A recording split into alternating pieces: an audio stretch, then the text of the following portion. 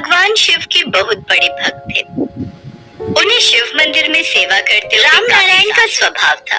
वे सर्दियों के दिनों में भगवान शिव को कंबल उड़ाते थे और गर्मियों में उनके लिए पंखा चलाते थे। भयंकर गर्मी पड़ रही थी, इसलिए पंडित जी नियम के अनुसार रात को भी भगवान शिव के लिए पंखा चलाकर ही घर जाते थे। पंडित जी, मैं आपको अक्सर देखता हूँ। सर्दियों में आप भगवान को कंबल उड़ाते हैं और गर्मियों में उनके लिए पंखा चलाते हैं। क्या भगवान पर मौसम का असर होता होगा? उन्हें भी गर्मी लगती होगी क्या? और गर्मी से महादेव का भी पसीना निकलता होगा। क्यों नहीं बेटा, अवश्य गर्मी लगती होगी, अवश्य ही पसीना निकलता होगा, पर हमें दिखाई नहीं देता। बस मेरे मन के भाव कहते हैं कि पंखा चलाओ तो प्रभु ठंडी हवा में सो जाएंगे। सब कुछ मन के भावों पर निर्भर करता है बेटा। सही कहा पंडित जी। जय शिव शंकर। पंडित जी भगवान शिव को ठंडी ठंडी लस्सी, छाछ सबका भोग लगाते थे ताकि भगवान शिव को गर्मी न लगे। पर एक दिन मंदिर का पंखा खराब हो गया। पंडित जी परेशान, क्या हुआ? बिजली वाला आया या नहीं? शाम होने को आई है। मैंने बोला था मंदिर का पंखा चल नहीं रहा, बिजली वाले को बुला ला, वो ठीक कर जाएगा। पंडित जी आज बिजली की दुकान बंद है, अब तो कल ही खुलेगी, कल ही ठीक करवा पाएंगे। अच्छा, अब कल ठीक होगी, पर रात को पंडित जी रात को कौन सा आपने या किसी और ने यहाँ मंदिर में रुकना है? अगर खराब भी है तो कोई बात नहीं है। किसी ने सोना होना होता तो दिक्कत होती, पर रात में तो मंदिर में कोई रुकता ही नहीं है, कोई सोता ही नहीं है। आज नहीं तो कल सही, कौन सा मंदिर में कोई रात को रुकता है जिससे गर्मी लगेगी? इतना कहकर सेवक अपने दूसरे कामों के लिए चला गया। पंडित जी उस दिन थोड़े परेशान रहे, क्योंकि उन्हें बार बार यही लग रहा था कि भगवान शिव को गर्मी न लग रही हो। कहते हैं जब भक्त अपनी सच्ची भावना से कोई कार्य करता है तो भगवान भी उसके विश्वास को बनाए रखते हैं। आधी रात के समय शिव जी को गर्मी लगने लगी और उनका पसीना निकलने लगा और शिव जी साक्षात रूप में आ गए। क्या हुआ प्रभु? इतनी रात्रि में कहाँ जा रहे हैं?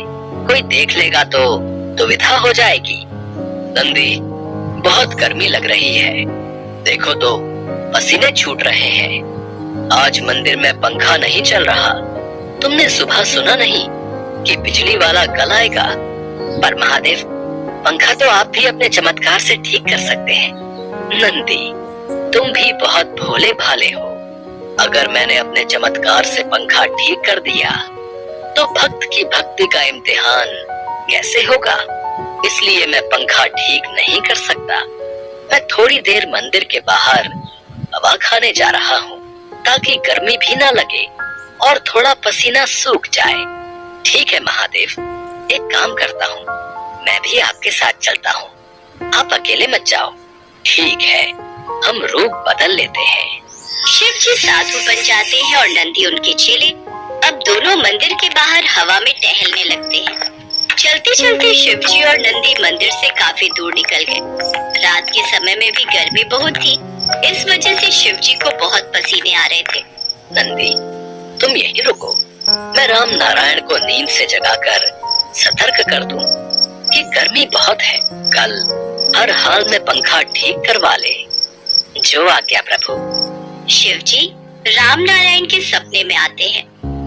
राम नारायण, कल याद से पंखा ठीक करवा लेना। आज मैं पूरी रात गर्मी में सो नहीं पाया, मुझे बहुत पसीना आ रहा था, इसलिए मैं तुम्हें फिर से याद दिलाने आया हूँ।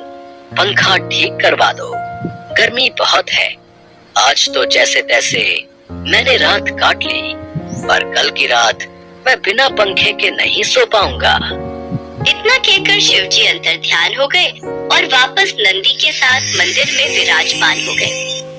उधर राम नारायण शिव जी की बात सुनकर मन ही मन सोचता रहा, मुझे ऐसा सपना क्यों आएगा? अवश्य ही प्रभु मुझे कोई संदेश देना चाहते हैं। मैं जल्दी से नहा धोकर तैयार होकर मंदिर जाता हूँ, फिर मदन को कहकर बिजली वाले को बुला लूंगा। हाँ, जल्दी जल्दी मंदिर पहुँचता हूँ। राम नारायण फटाफट से नहा धोकर तैयार होकर मंदिर पहुंचा तो उसने देखा कि शिव जी की मूर्ति से पसीना बह रहा है। उनकी पूरी मूर्ति भीगी हुई है। राम नारायण की आंखों में आंसू आ गए। उनका सपना सच्चा था। वास्तव में पिछली रात गर्मी के कारण भगवान शिव सोए ही नहीं थे। शिव जी का पसीना निकल रहा था। उन्हें गर्मी लग रही थी। आसपास के सभी भक्त जब शिव जी की मूर्ति से पसीना बहता देखते हैं तो वे भी चमत्कार को देखकर दंग रह जाते हैं। राम नारायण जब भक्तों को शिव जी के सपने की बात बताता है और पंखा खराब होने का जिक्र करता है तो सब भक्त हैरान रह जाते हैं। राम नारायण उसी समय बिजली वाले मुझे क्षमा कर दो प्रभु, मेरे कारण आपको पूरी रात गर्मी में सोना पड़ा। आगे से ऐसी भूल कभी नहीं होगी प्रभु। राम नारायण जी, आपका विश्वास जीत गया। मैं उस दिन आपको यही पूछ रहा था कि क्या सचमुच भगवान पर मौसम का असर होता है, और आज प्रमाण हम सबके सामने है। भगवान भक्त के भाव के साथ ही चलते हैं। आपका जैसा भाव होगा वैसे ही भगवान रहेंगे। भगवान अपने भक्त की भक्ति में रम जाते हैं। आप बहुत भाग्यशाली हो पंडित जी, जो आपको भगवान शिव ने दर्शन दिए। जब पंखा चला तो शिव जी का पसीना सूख गया और राम नारायण खुशी के आंसू रो पड़ा।